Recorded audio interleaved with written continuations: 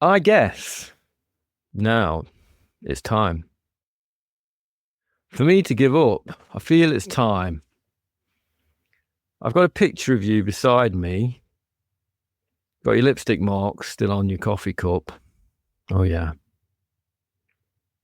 Got a fist of pure emotion. Got a head of shattered dreams. Got to leave it. I've got to leave it all behind now. Whatever I said, whatever I did, I didn't mean it. I just want you back for good. Fucking hell.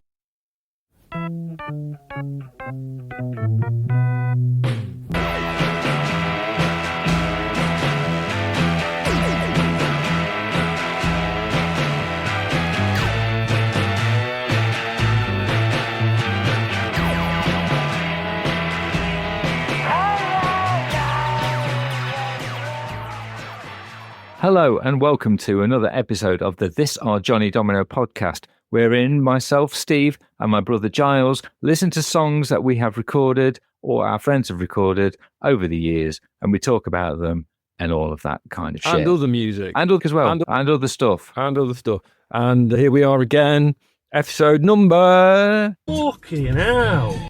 Who's that? That is from a Spotted in Ilkeston group on Facebook. And it was a bloke getting cut up at an island because it's the ultimate Ilkeston type of saying canal. Yeah, so if you weren't aware, we're from a small town in the middle of the UK called Ilkeston. Yes, it is. Play it one more time. Fucking hell. Beautiful. Right. Beautiful. Great lyrics. Great song.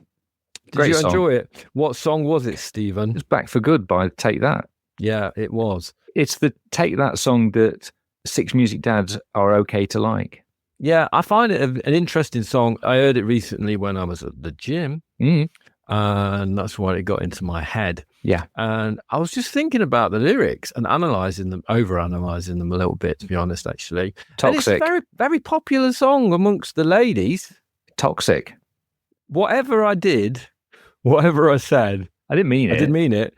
I mean, if I said that, I think, in fact, to be honest, I probably have said that sort of thing before in my very happy relationship with my long-term partner. Yeah.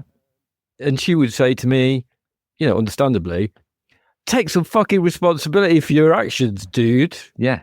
Or if you don't know, then there's no fucking hope for you. What? It's a very male lyric, isn't it? Whatever I said, I'm sorry for whatever I did. Just stop going on. That's what it's saying, isn't it? That's what the whole song's saying. It's a great song. It's a great song, but Gary Barlow gets away with it, you see. Does he? With that level of toxic masculinity. And has a massive hit. Yeah. With a sing-along song with his little friends. But yeah, I certainly can't get away with that kind of shit. Do you reckon people have used the Barlow defence? I'm sure lots of people have used the Barlow. It's a failure. I would imagine it is. Don't try using the Barlow defence around here, man. Whatever I did. God, I don't know. I was pissed. Jesus. Here we go. Let's do it. Right, yes. So we got a song. We got a song to play. Yes, we do. Yeah, and we're going all the way back. So we're going to listen to some very old primitive recording that you and I made. Yes. Many, many years ago. You're going to tell us what year that was. Ooh, it would have been 1989. 1989. First year at college. I think it was between the gap, me leaving school, starting college, doing my A-levels and all of that shit. And it was a band we have played before. It's barely music. It's a band called The Usual Rosie. Yeah, the kids want to hear more, The Usual Rosie. They're a very influential band on the Gen Z. Really? In my imagination, anyway. Yes.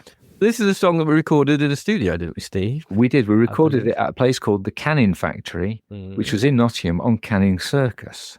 It was an 8-track recording studio. I just had a little bit of a listen to this song. It sounds like it was recorded just like on a piece of shit recorder. It's unbelievable.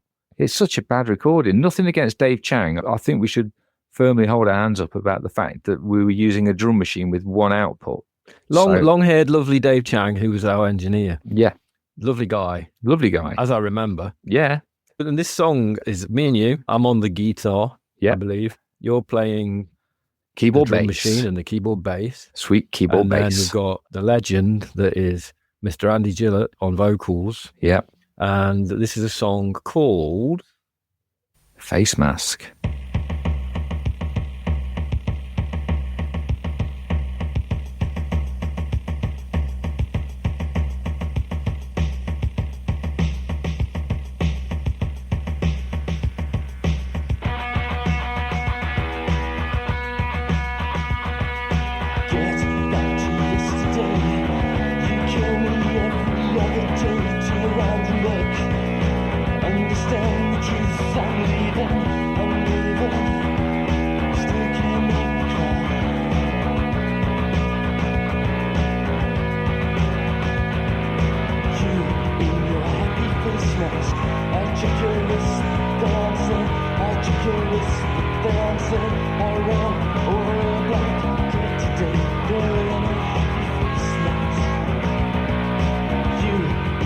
It sounds like it was recorded in a bog or something. Is it going to end soon?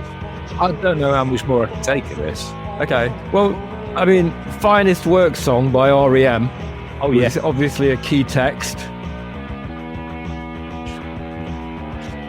Andy is definitely emoting quite heavily, as is his wont. Are we going to talk over it, or I am talking over it. I am talking over it, Okay. and you're fading it slightly, I think. Yeah. So yeah, okay. You're all right. Just went down the wrong hole. Yeah, well, the usual Rosie did tend to go down the wrong hole.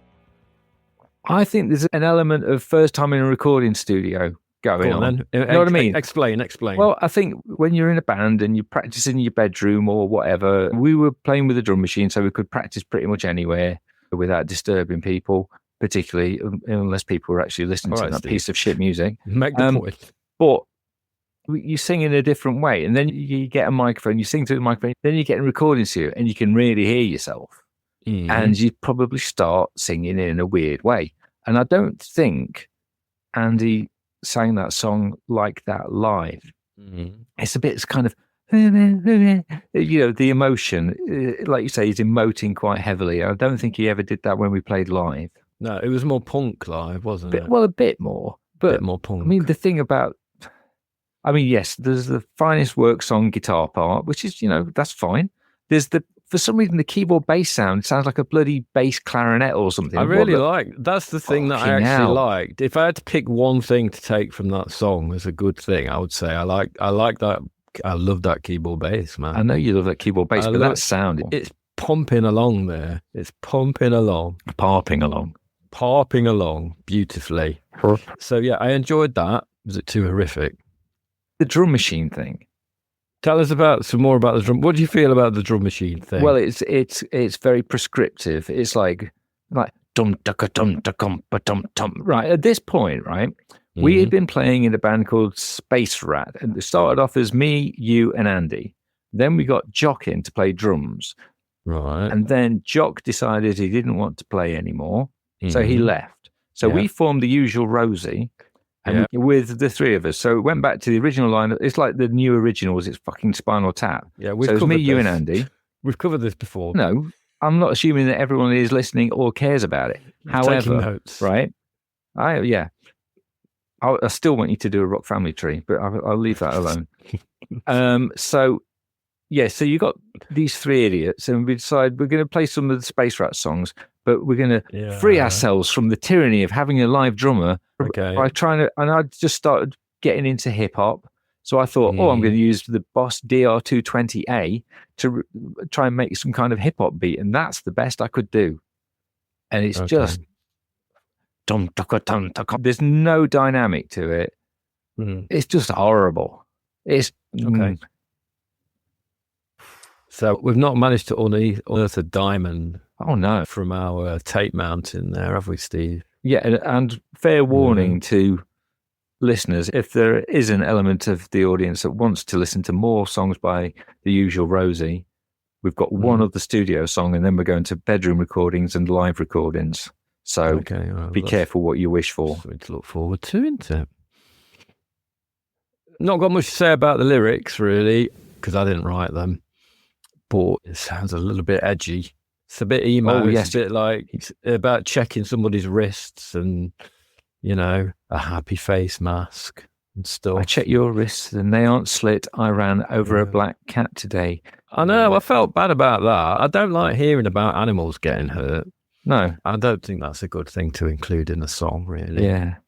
So that was quite shit. Jingle, jingle, jingle, jingle, jingle, jingle, jingle, jingle, jingle, jingle, jingle, jingle, jingle, jingle, jingle. The other week, I watched a program on the telly. It was all about 50 years of Saturday Night Live performances, musical performances. And it had some really good stuff on it. And it had something which I'd never seen before, which is a performance by Captain Beefheart and his magic band. And the reason it was interesting is because they played it was in 1980, and they played two songs, Ashtray Heart and Hothead. And when they finished their song, it was absolute silence in the studio, apart from the fact that somebody shouted shit at the top of their voice. Oh, yeah. And that was the audience feedback for the captain doing his great music. And it's a great performance. Actually, yeah, and that's an unjustified review, I feel, of that performance, because, we'll put the clip on the show notes, which you really should visit. Link in the podcast description. And it's a really good Captain Beefheart performance, actually. Yeah. And it's quite a good song that I've not really heard before. And then this voice just pipes up, at the end. It's kind of just there, And I think we should play a little bit of that ending, and then perhaps we could put it at the end of the Usual Rosie. The Usual Rosie instead. Justify it. Right. We've got a justified usage of that particular review.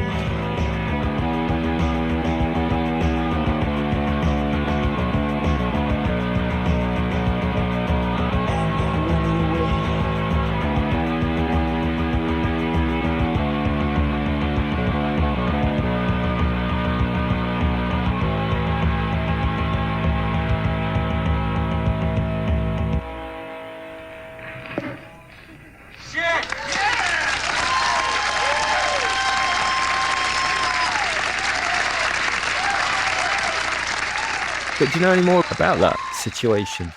What you described? I did. After I shared that story with you, we had a bit of a chat. On a website called Captain Beefheart Radar Station, there's a section about it. And the person, according to the website, the person yelling shit at the end of the SNL performance was, and I'm probably going to say the name incorrectly, Radamus Pera. Okay? Yeah. The once child actor who played Grasshopper in the TV show Kung Fu. Crazy. He was disgusted with the Beefheart performance.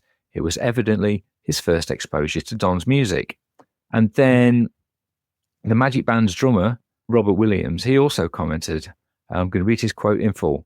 After the show, we went to an after-show party at a bar in Manhattan with the cast, including Malcolm McDowell. Charles Rocket introduced me to Radamus and we became friends. I gave him the Beefheart sales pitch and managed to convert him into a fan. 2 days later, we played a show at the Beacon Theatre, and when the union guys cut our show short, Radamus got on the microphone and tried to rile the audience with something like, hey, we're not going to take this, are we?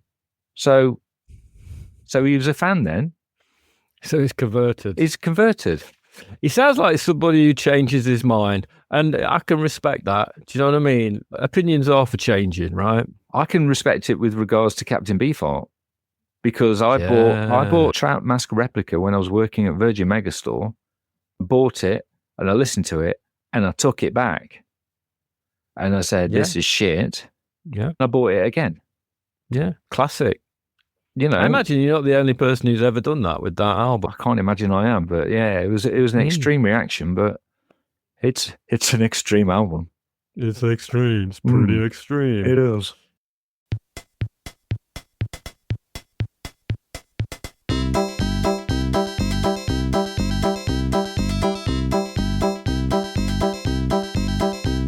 We're making a podcast in the face of certain doom. We We are this our Johnny Domino. We're making a podcast and we're playing obscure tunes. This our Johnny Domino. We're brothers, we wear glasses. We've got medical conditions. We've both been alive for a while. We're making a podcast in the face of certain doom. It's time for this our Johnny Domino. Oh, something like that, anyway. I've not been doing very much recently because I've been busy at work as a teacher. And we've had Ofsted in recently, so it's been pretty rubbish. I've written a poem about my job. Do you want to hear it? I'd love to hear a poem about your job. A poem about my job. Please. Okay. It's called Who If Not I? In a barren land of anxious, barren, angry people who bear angry, anxious children, it's less about what I say at work and more about what I am and do. An alternate version, adult male, no stress head, no art teacher, anti-teacher, arty-farty, antidote, alternate person, kind of father figure, anti-stress projector. Providing opportunities to do stuff, IRL. The graphite moves, intrepid. And see, ideas come like weeds. You pull them out and more sprout up and more unravel. And just look, you can weave them into something new with lines and bits of shading. It's not boring. It's heroic. I teach them this and then I go home and clean up all my shit just like the rest of us. Yes, I do make a podcast. Yes, I spout, and I'm divorced. Like most of us, I spend my free time enhanced of state and off my nut on fresh air and good food and the complexities of relationships and art and music and art, and I inhale it all emphatically. So when that dark Tuesday comes and the Ofsted bell knolls for me, rooted out for inconsistency and poor record keeping. What kind of people? I will ask them, level-voiced. What type of person? As I bring the hemlock to my lips. Who, if not I, do you think will ever educate these children?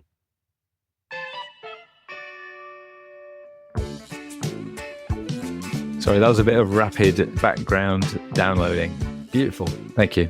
The PRF Tribute Series. Hooray! We do need a jingle for this section of the podcast, yes, don't we? we do. Yeah. And after last episode, where we featured the lovely sound of Mr. Hench, Zach Hench. Of California. And we were pondering about what he had for his tea. Yeah. And he is the Zeus of the PRF Tribute Series, the loose collective of musicians that each month put together an album of material as a tribute to a chosen artist. And it's a bit like a competition. We kind of haven't won it yet. Steve's getting a little bit antsy about that. Yeah, I could give a shit. At some point, we hope to possibly win it and make a choice as to what the next artist will be. I've got so many good ideas, but is it going to happen? Who knows? And good old Zach. Yeah, we did offer him to record a jingle for us, but he didn't want to, did he, Steve? He didn't want it to be a conflict of interests. Yeah, it would have been nice because he had a great voice. Yeah. I'm assuming he still does have a great voice. This month, the artist is Beyonce. And we have not recorded our song for this month's PRF monthly tribute series yet. No. But I'll tell you a man who has. Oh, yes. It's Wilbraham. He's recorded a fabulous version of the song. And I think he's given it his own little spin, hasn't he, Steve? He really has. I mean, it's a man in his late 40s saying the word sexy a lot. I think we need to hear it now.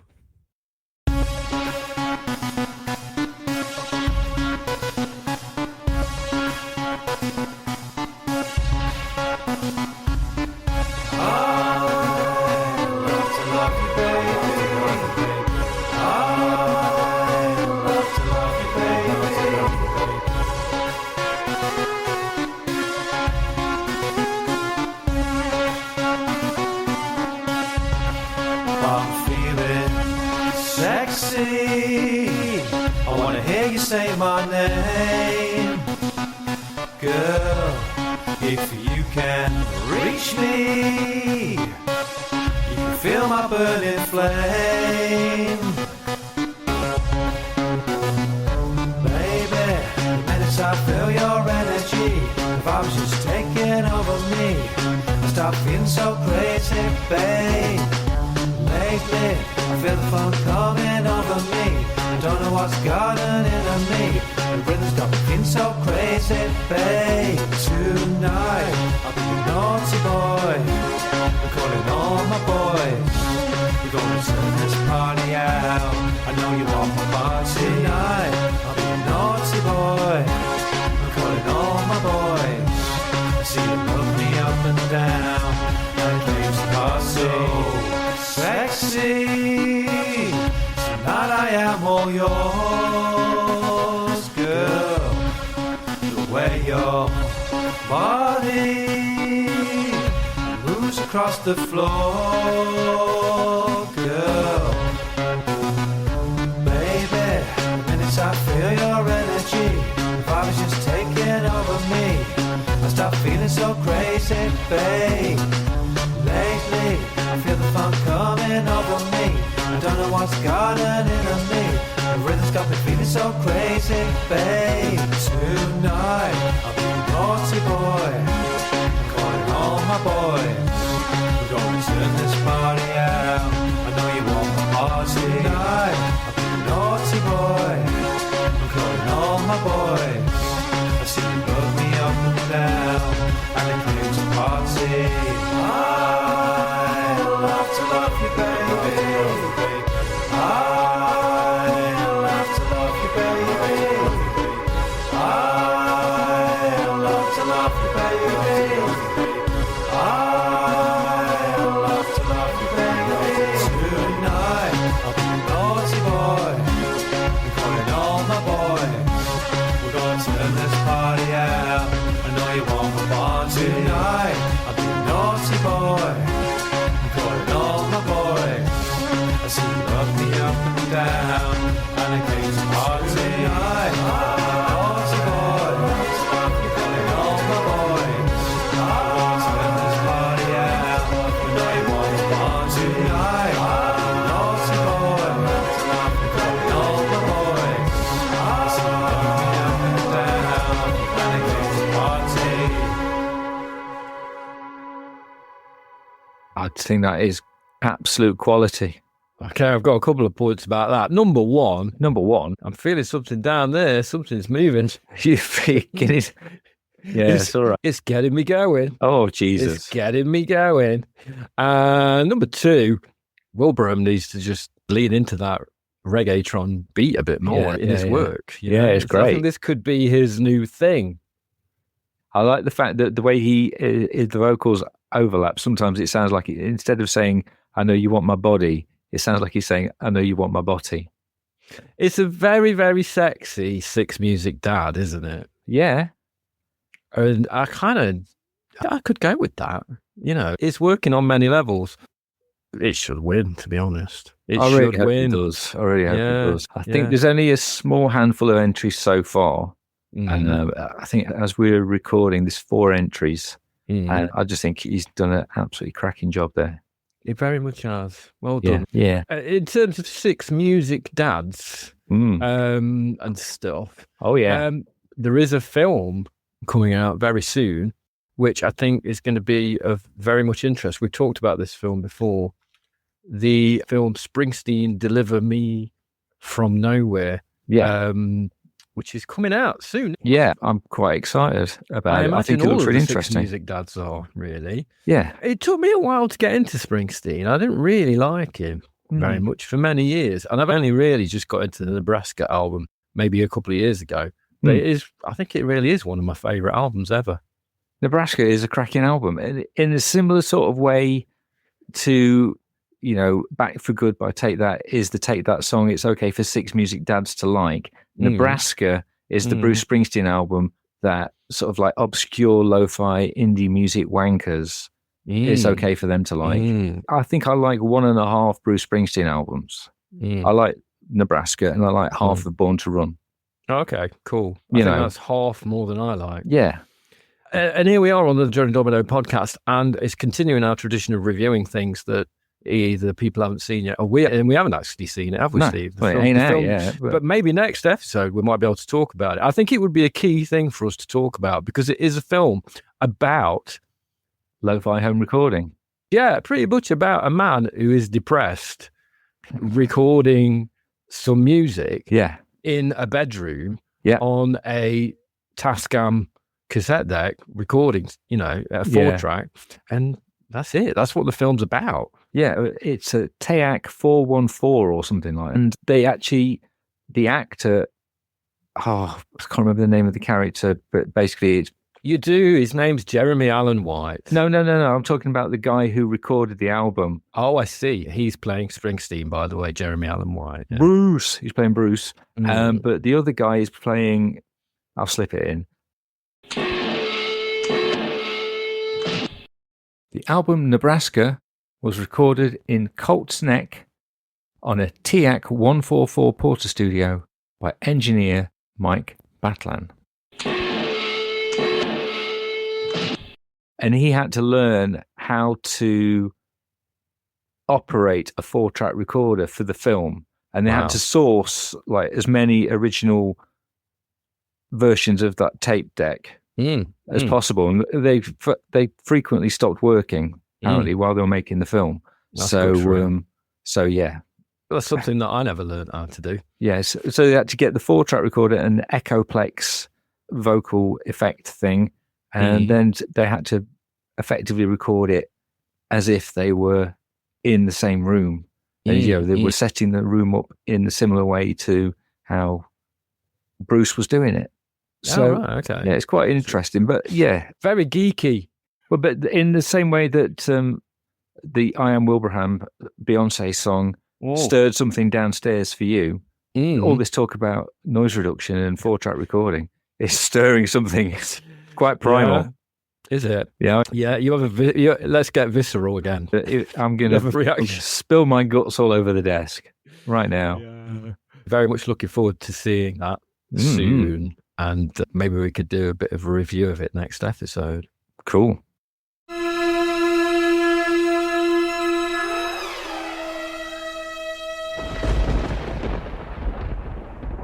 It's the spooky season, Steve. Yeah. The streets are getting darker. Yes. There are leaves blowing around on the pavement.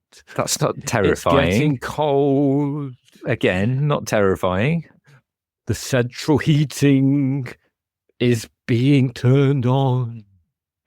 It never gets turned on in your house. I know that for a fact. It's on now. Is it? We're eating soup. It's time to eat soup and wear jumpers. Yes. And it's that time of year where people get a little bit scared and a bit freaked out, isn't it? Because it's the Halloween.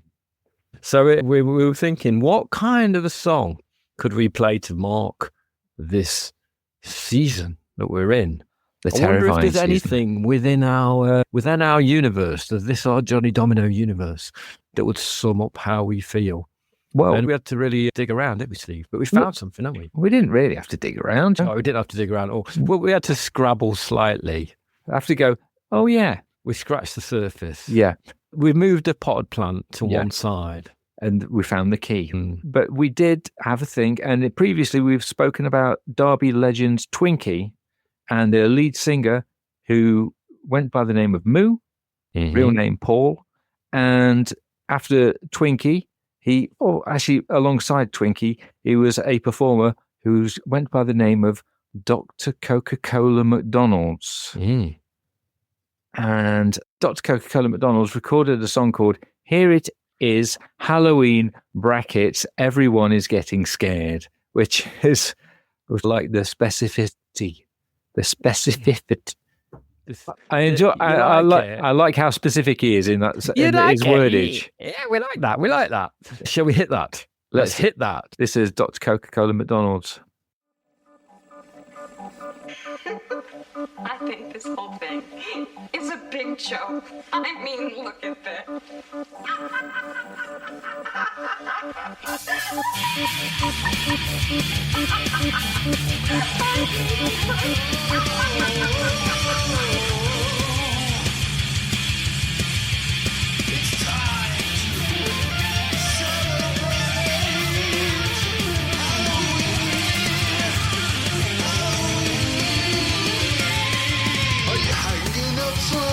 Skeletons upon your wall. Are you finding it's too early to be throwing a snowball? If you're loving spooks and demons and think that is way too drastic, it's time to worship sugar and cheap items made of plastic. When the cups go back and extra time in bed, it's the spice pumpkin latte in Starbucks. And it's been in the shop since August.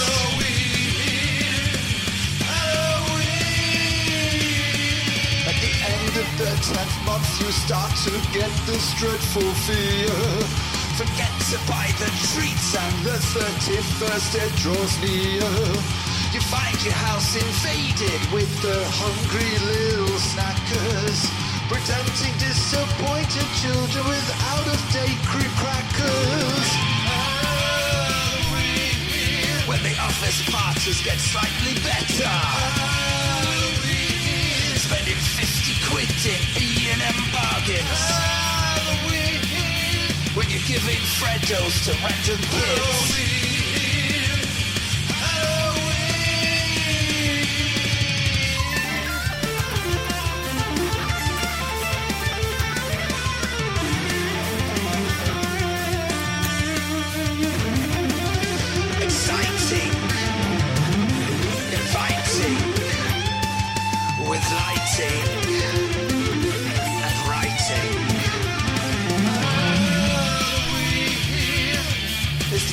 Of the holidays, except you don't get a day off work, and you don't get one for bother night either.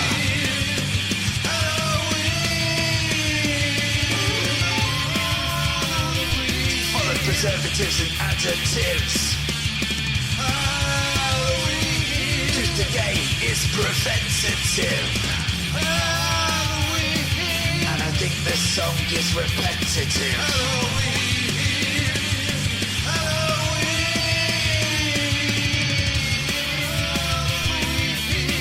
I think I've said this 14 times now. Halloween, but I'll say it 5 more times. Halloween, and it's going near the end. Halloween, Halloween.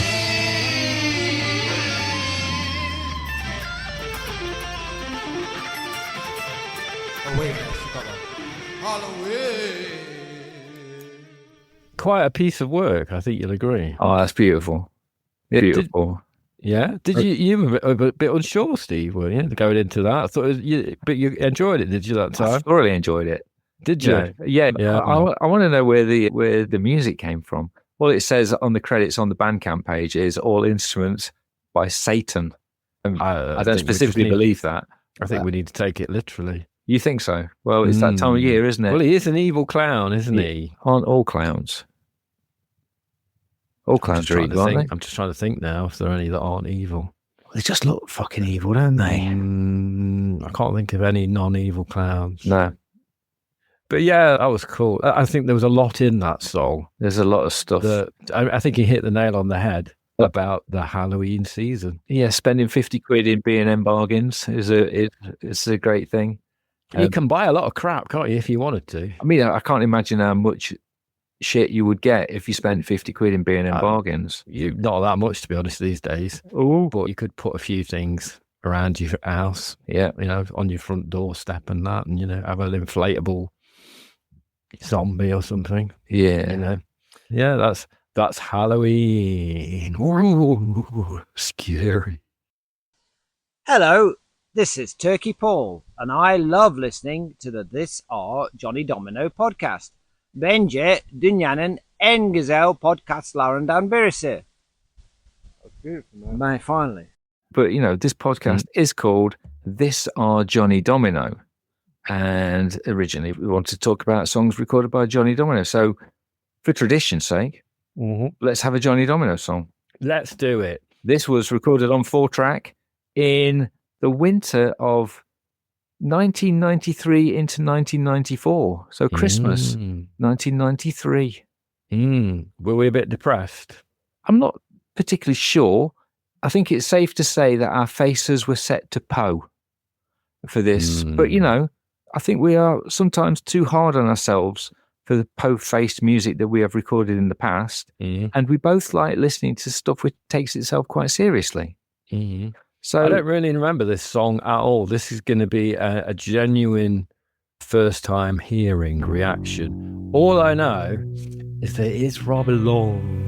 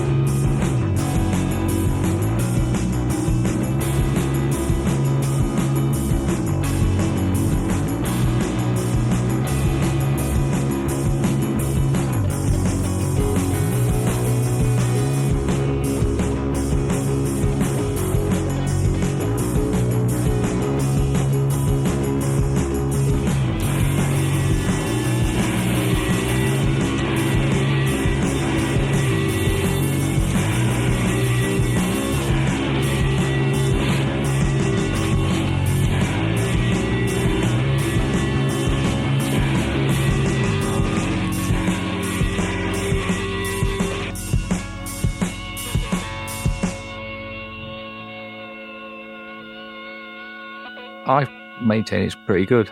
I think it's pretty good. You know, it's got that motoric thing that we try to do a lot in all of the Johnny Domino recordings. You're playing bass, I'm doing the guitar.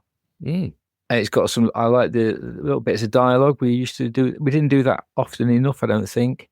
We only did it in the first couple of periods of the band. Yeah, no, it's good. It's all right. You know, it's like we've got a drum machine and we're going to use it. But very minimally. Stuff. Yeah, but, you know, we didn't really overdo the drum machine programming. Let's think back to The Usual Rosie. It's definitely better. I think it's definitely a better example of the use of drum machine than The Usual Rosie. Absolutely. Previously mentioned. Yeah, and long-time listeners of the podcast may recognise this sound. Oh, yeah. Which was used liberally throughout that song, which was called, I don't know if we actually said the title, it was called Square Hole. It's just one of those titles. We probably just, I know there's a reference to it in the lyrics, but I don't know what you're on about. I don't really. What age were we when we recorded that? Oh, well, we're talking 93. I would have been 20. You would have just turned 23. Oh, Jesus. I was 20, you were 23. It's probably something to do with sex or something. I don't really want to think about that. I'll be honest. Does that put you off the song? No, it's just put me off talking to you. But, look. Sorry, I don't mean to do that. I don't mean to do that. I don't want to put you off talking to me or the song. I don't think that song is like the greatest thing we ever did. It's not sex. It's not as sexy as the Wilbraham. Well, you know, so few things are. Not in the same way. No. First time I've listened to it for many decades. Yeah, I quite liked the way we leaned into like the sort of the drum machine thing and the repetition. Yeah, it was all right actually. There you go. It kind of made me think we could have done more of that sort of stuff. Well, we did do a lot of that sort of stuff. Well, not really. I like the fact that it had quite a lot of space in it. That one. Yeah. The thing that I don't like about it is my contribution, really. Apart from the bass playing, I don't really. I think the lyrics are a bit. And I think I think it's if you ever run out of bits of music to record, just do that one again. Yeah, and I'll put some different lyrics to it. I think that'd be all right.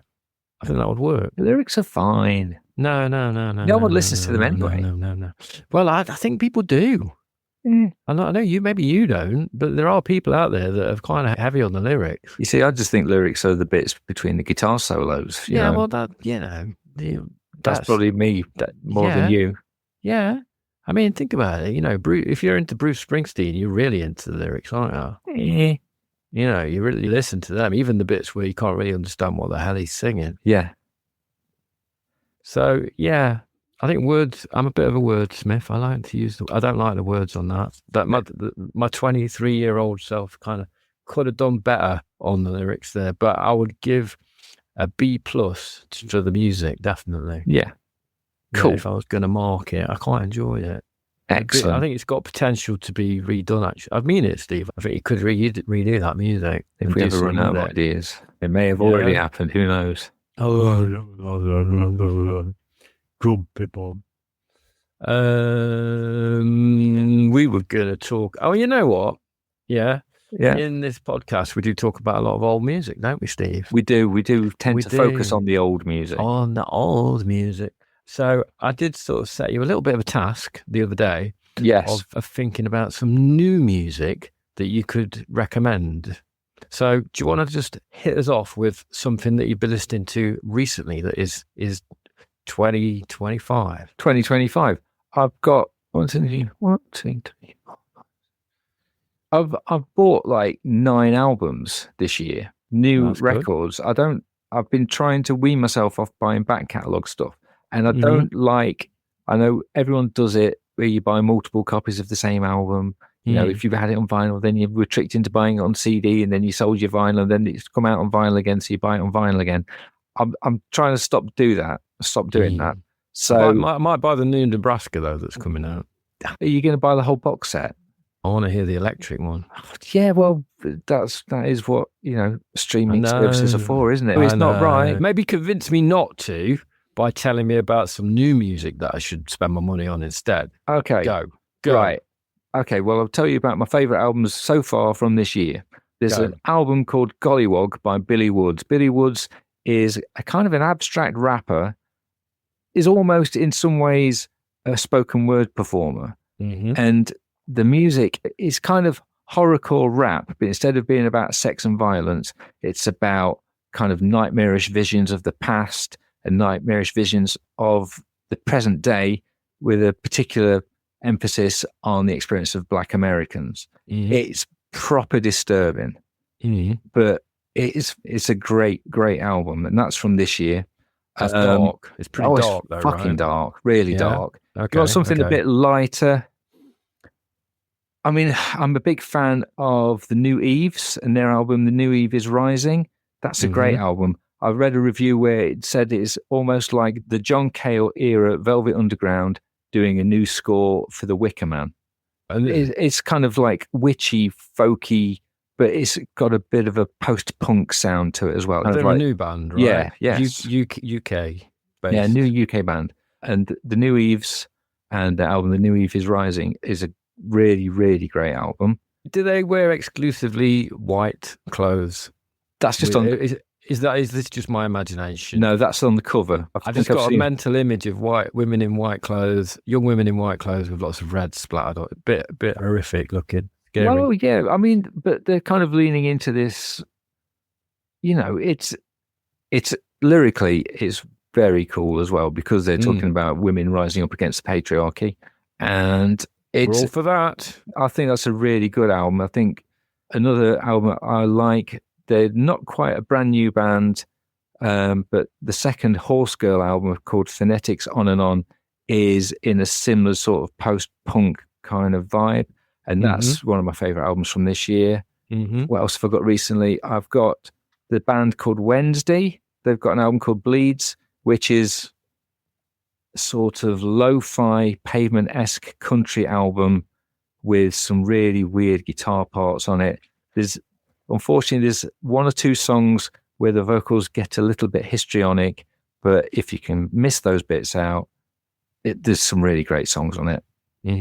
Recently, there's a band called the Bel Air Lip Balms. That was easy for you to say. They're an Australian band, and they've got that sort of thing that Australian bands have got, where they can write really great guitar songs. Think about Rolling Coastal Blackout, whatever they're fucking called. Yeah, cool. From a few years ago. I think one of their members produced their album. I haven't got this album, but what I've heard has been really good. And one other band. There's a Japanese band called Haku, and they are a 4-piece indie band. And they're kind of like, I'm a big fan of the band Always, spelled Always. Yes. And they're kind of the Japanese version of Always. Oh, that sounds good. And I really like them. What I've heard, I don't think you can buy their stuff, certainly in this country. And I've only heard them on streaming sites and YouTube and things like that. But yeah, 4-piece girl band. Cool. Sound like Always. Happy. Well, good stuff. Check out the show notes and go to the episode page. And there will be some links there to some of that music Steve's been talking about. Yeah, but you know, your mileage may vary. You may not appreciate it, but you know, there is some stuff out there, but just don't look for it on Jules Holland. Oh, right. Well, I appreciate it. Thank you very much. Can I just say thank you very much, Steve, for your new music recommendations. More than happy to do more research. And next episode, I will do some. I'll put some together. Definitely.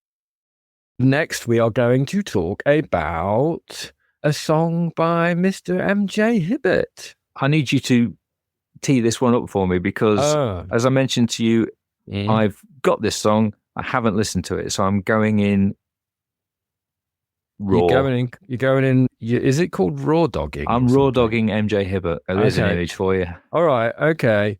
Data and Dr. Doom is the new live show in which indie legend MJ Hibbert, PhD, he likes to remind us that, the world's leading and only academic expert on Dr. Doom, tells you all you need to know about the MCU's next big baddie.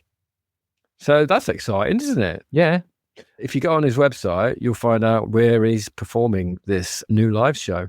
And we're going to play a song from his new work, which combines the majesty of rock with incredibly geeky knowledge about comics. And it's called Batman, but better. When Bruce Wayne's parents both got killed, they left him loads of cash, which he spent on gadgets, armoured cars, and dressing up like a bat. By day he plays a playboy, but when nighttime falls at last, he tries to exorcise his pain by beating up the working class. And if that sounds exactly like what rich people would do, then I've another character to introduce to you. He's like Batman but better, he's Bruce Wayne rectified. He's Dr. Doom and I'm telling you, he's Batman but done right, Batman done right. When Victor Von Doom's mum and dad were murdered by the state, he swore an oath to take revenge and make all mankind pay. He fought the aristocracy and overthrew their rule. He governed for the people and was generally quite cool. He wiped out crime and poverty, made his nation safe, and all his subjects had to do was utterly obey.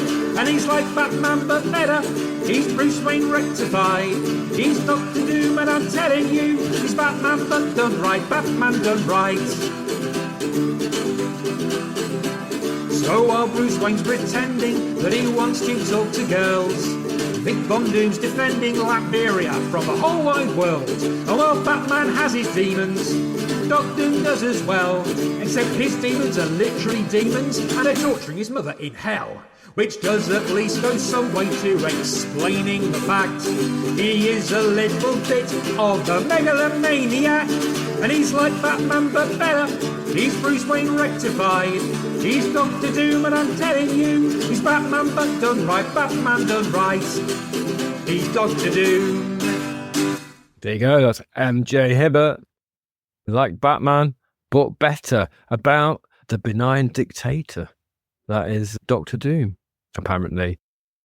I don't really know that much about Dr. Doom. I feel like I didn't know. I feel I had a lecture about Dr. Doom. Yes, and I know a lot more about him. I don't think I'd really close read those Marvel comics that much, you know. No. I definitely used to read them. Yeah. And I remember Dr. Doom. I remember the look of him with his metal face and stuff. Yeah. But I didn't really get into the subtext of it all. I never used to be able to get like Marvel comics regularly. Like the newsagent only ever had like odd ones. Do you know what I mean?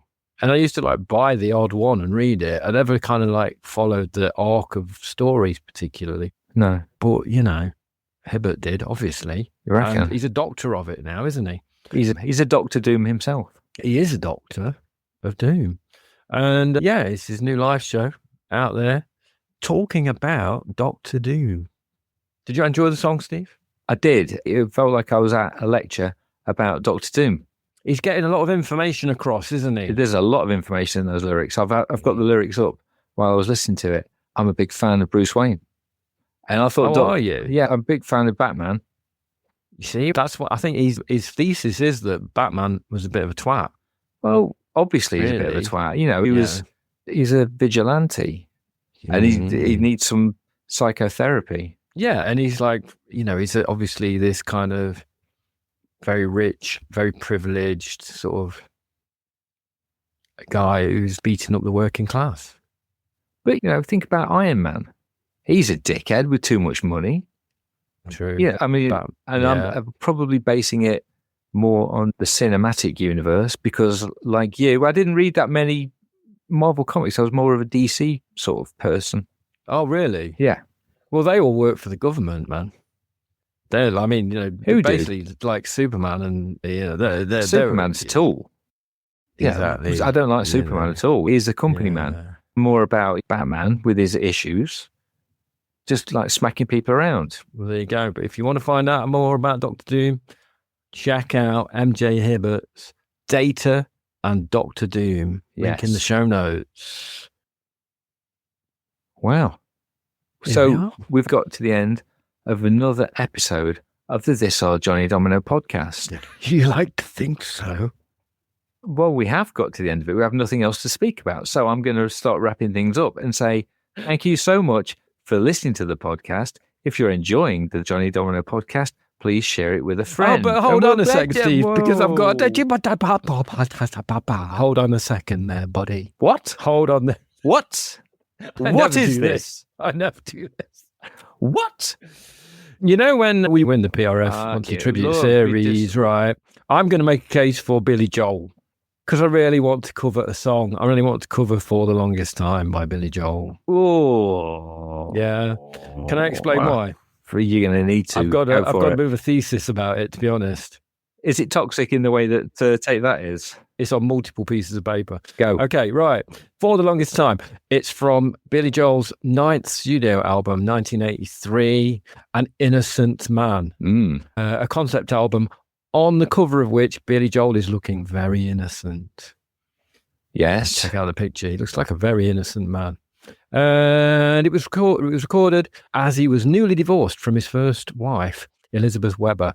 He was a single rock star, big guy on the music scene, had the opportunity to get a little bump and grind with some supermodels.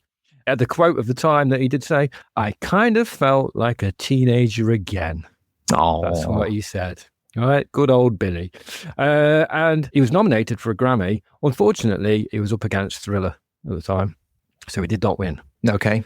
His former wife and business manager, Elizabeth Weber, of 9 years, ended the marriage while he was in bed in hospital, recovering from a near-fatal crash. Their marriage had sort of gone down the tube because he was touring, working, and probably, sleeping with a few supermodels, and definitely functioning on a lot of drugs and alcohol. Yes. And I imagine he was quite difficult to be married to, possibly. Yeah. And he was driving around on motorcycles while he was, on drugs and etc. And then he had an accident, and then she basically finished the marriage while he was in bed with his arms in casts and things like that. And I've been digging deep into Billy Joel's. He's had 4 wives. Has he? Yeah. His second wife, Christy Brinkley. Yeah. Uptown Girl. We know about her, right? She eventually divorced him after an incident where Joel accused his band of eating pasta that he had already consumed himself. What? While he was at the bottom of a few drinks, I imagine. What? He said he got a bit angry with his band because he was saying that they'd eaten the pasta. He'd already eaten the pasta himself. Oh, right. Okay. Sorry. That was such a weird sentence. I think I was, I don't even want to go. So that made him get divorced. Why? Yeah, that was his second one. That's but Christy Brinkley. But why? Who was zooming who? Did she end it because he was so far gone? Because he was too far gone. Okay, that's cool. Accusing people of eating pasta that he'd already eaten. Right? Okay, he looks like he eats a lot of pasta. Third wife, Katie Lee. Okay. She was 23, 32 years age difference. Dirty boy. Age gap / alcoholism were cited as reasons for that divorce when that one ended. Okay. And number 4, Alexis Redrick, a former equestrian and executive of Morgan Stanley. Okay. She obviously knows a lot about money, this lady. Okay. She's 33 years younger than Billy Joel. Okay. He was 65 when they got married. They are still married, according to Wikipedia. Apparently, yeah. So he's been on a bit of a journey, we could say. Paved with beautiful ladies. Definitely. But the song, let me get to the point. The song, The Longest Time. Just give me a second. I just need to get the lyrics up. If you said goodbye to me tonight, there would still be music left to right. You see, I'm going off the top of my head. Read the first verse. I'm not reading the words. I've got them in my head. Do the first verse. Okay. If I get it wrong, if you said goodbye to me tonight, there would still be music left to right. What else would I do? I'm so inspired by you, and I haven't felt it for the longest time. Is that right? It hasn't happened for the longest time. Okay. So in that verse, you see, let's get into these. I'm going to dig into these lyrics. Let's dig it. He's been somewhere, right? He's been somewhere, but he's back. Yeah. And and this song almost sounds, he's got that kind of like do what kind of thing. Yes. He's getting back into the 50s. He's finding his roots and he's been found again. Do you know what I mean? He's found a supermodel that likes him. Right. Then I'll tell you what, the bit that I really like is there's kind of do you remember there's like a middle bit which has got a minor chord shift. He goes like, maybe this won't last very long, but you feel so right and I could be wrong. Maybe I've been hoping too hard, but I've gone this far. And it's more than I have for. Yeah. So he goes, more than I hope, goes back up again. You see, more than I hope for. I love that bit because it goes down. He goes down, all down, dark. Yeah, maybe this one. He could go back up again. You see, he's playing with our mood, man. He's great. He's the master, this guy, right? And then he gets into a more philosophical note, talking about mortality. Yeah. He goes, who knows how much further we'll go on? Poof. You know, he's thinking about reality, life. You know, the very existence. Maybe I'll be sorry when you're gone. I'll take my chances. I forgot how nice romance is. I love that rhyme there. What a twat. I haven't been there for the longest time. I would say, though, that, you know, writing a song about the longest time is more realistic than saying forever. Yeah. I think it's when you say forever in a song, that's, you know, for the longest time. In Billy's case, the longest time is not that long, apparently. It's a couple of years, isn't it? Yeah. But then, I do really think it's a great song. But then on the final verse, he kind of really fucks it up and it turns into a load of schmaltzy nonsense, in my view, to be honest. Let me read it to you. Right. I had second thoughts at the start. I said to myself, hold on to your heart. This line I hate. Now I know the woman that you are. You're wonderful so far. So far. And it's more than I hoped for. Oh, Billy. Oh, Billy.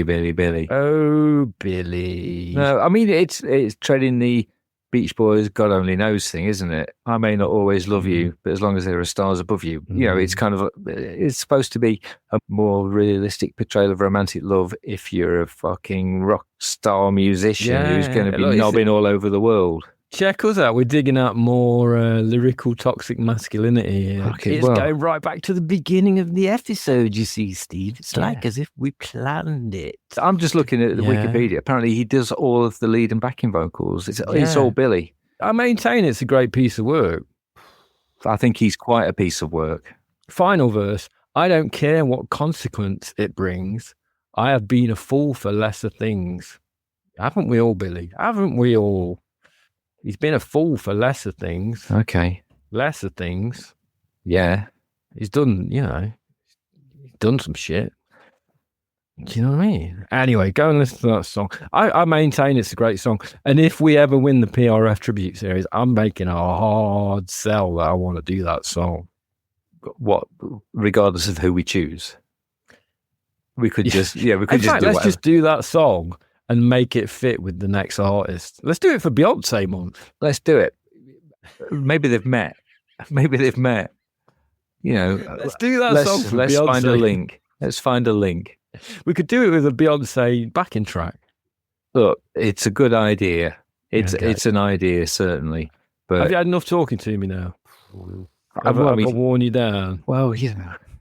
No, look, it's been thoroughly enjoyable. But William Martin Joel, 5'8". He's got the fucking Napoleon syndrome, hasn't he?